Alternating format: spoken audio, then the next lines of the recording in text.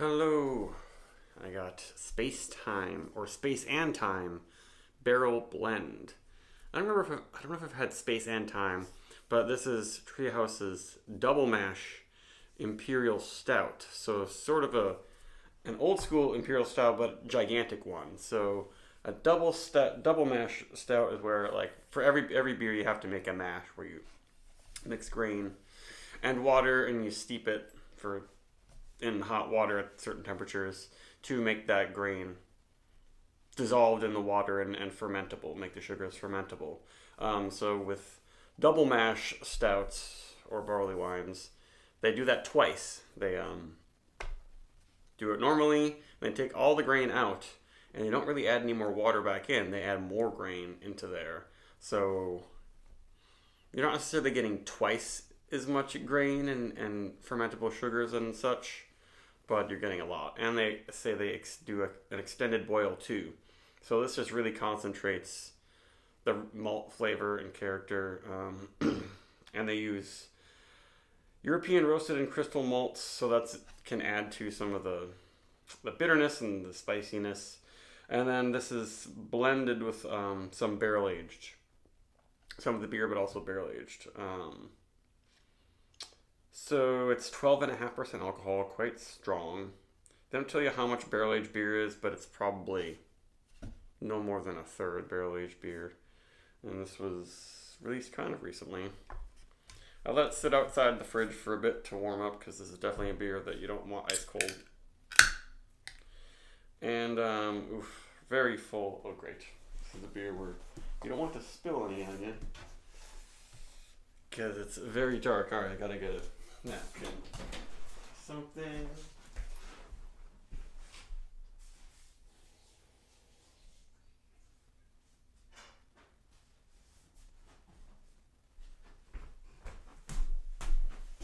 All right, I'm back. Yeah, Treehouse fills their beer cans very full. It's kind of impossible to open them without spilling a little bit. And with IPAs, it's not a big deal, but with this one, oh yeah, it is a big deal. Look at that, it's coming out. I don't know if you can see it. You can sort of see that. So, yeah, watch it. These ones. And you can see that is kind of pitch black. And this can warmed up quite a bit. Hopefully it's not too warm. And that is an extremely dark head. That's just straight up brown. And it generated a pretty good head. I didn't pour it super hard. It's only a 12-ounce can, which is good, thankfully. So the question is how bitter and how roasted and charred is this going to be? Because the classic Treehouse style is a little bit... I mean, they make very dark beers that are thick and sweet, but they're often not super roasty and bitter. But this one is that style. Wow. It's reminds me of 15 stouts circa 15 years ago from America. AleSmith Speedway Stout. I mean, all these stouts are still made, but AleSmith Speedway Stout. Old Rasputin's not nearly big enough, but it's kind of that style. Yeti maybe a little bit. Sometimes they make a Great Divide makes Yetis that are this big. There is a little bit of a chocolatey sweetness, but a lot of Treehouse stuff smell like chocolate syrup. This one's not all that. It's got some dark fruits, very dark fruits, fig Newtony, dates, and you can smell a little bit of booze in there. And it's interesting that it's not bursting with aroma. It doesn't smell super charred. I guess it smells very dark coffee-like. But it's not quite smoky. Yeah, I guess it is still a little bit cold. They say dark cocoa, chocolate bourbon candy, like 100% dark cocoa powder. And there's a little bit of a bourbony note.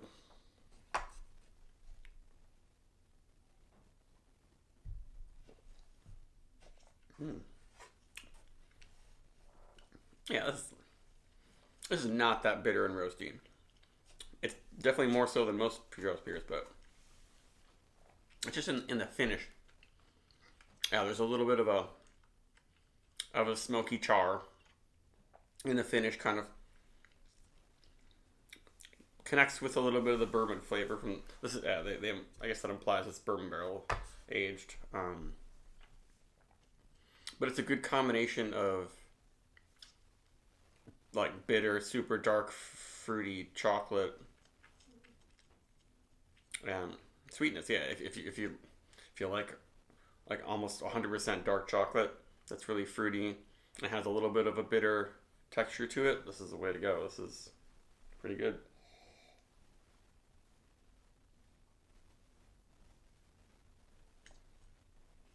And the mouthfeel like isn't that syrupy. It's big, but it's kind of like fluffy or something. And yeah, just a few sips, and that's a lot of flavor.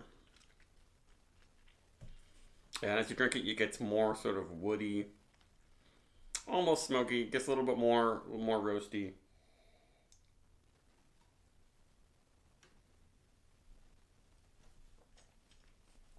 I'd say I guess it's like a chewy body. It's definitely a very big body, but it's not just from having a huge amount of residual sugars in it. Maybe they call them melanoidins. There's a lot of malt in here, multi carbohydrates, but they're not. They don't taste sweet. And I think it's in part because of how they brewed this beer.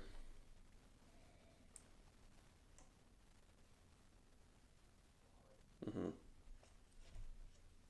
Like with a lot of big sweet pastry stouts, they're packed full of pale malt. And they add a lot of dark malts to make it dark, and probably also coffee that makes the beer really dark, obviously. But they use malts and things that aren't that bitter, aren't that roasty. This one's a perfect blend. It's not too much. It's not scary. It's quite palatable, but it's an intense, super just malts in the face. Excuse me. There's a little bit of a burnt toffee type thing. And even though it's probably mostly unbarrel aged beer, the bourbon does come across.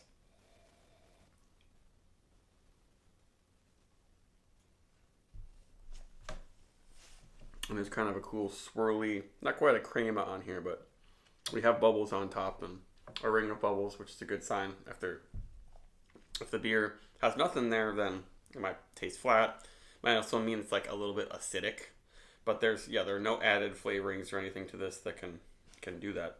Very, very nicely made. Sort of I don't know if you'd call this. It's maybe a little bit like Bourbon County. I don't know if they do double mash for Bourbon County Stout. And it's also not nearly as dark as this. This is super opaque and dark. Yeah, for the price, I think it's like $17 for 2 cans of this. Not bad. I mean, compare that with a single 750. It's about the same amount of liquid, a little bit less. So think about getting a 750 of a 12.5%, mostly barrel aged stout. That's fantastic. And there's so much malt packed in this. It's so concentrated.